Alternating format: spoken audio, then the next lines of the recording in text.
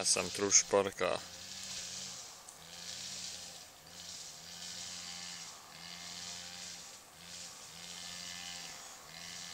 Tur melnais trusis ielīdīs līdz atpakaļ zem mājas, otrs čilo uz bruģa.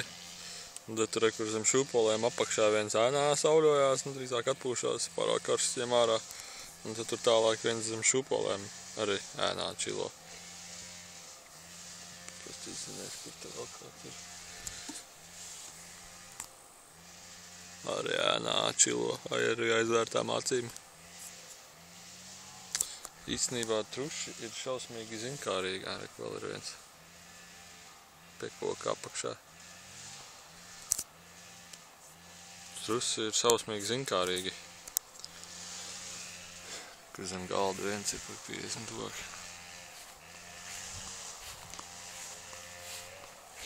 Tā doma ir tāda, ka viņi dzīvo aplokos, bet aplokos, acīm redzot, viņiem ir pārāk garlaicīgi. Viņiem foršāk ir iziet ārā, pastaigāties.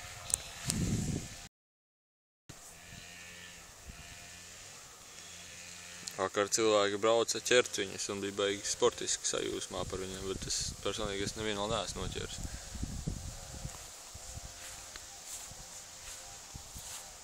Arī zem galda čilo.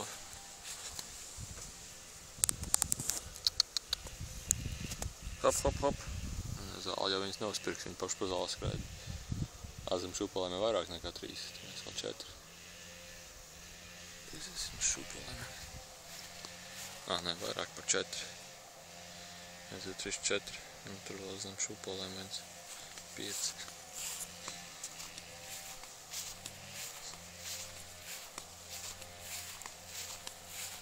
Zem batutu viens vēl ir ar čilo.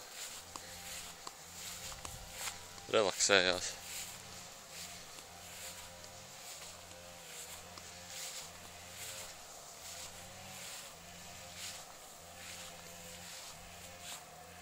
Nu, melnīši.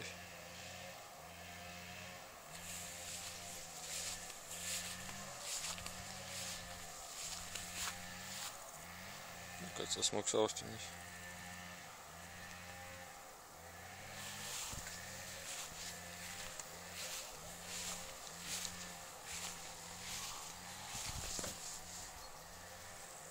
Hop, hop, hop, hop, hop, hop. Hop, hop, hop, hop.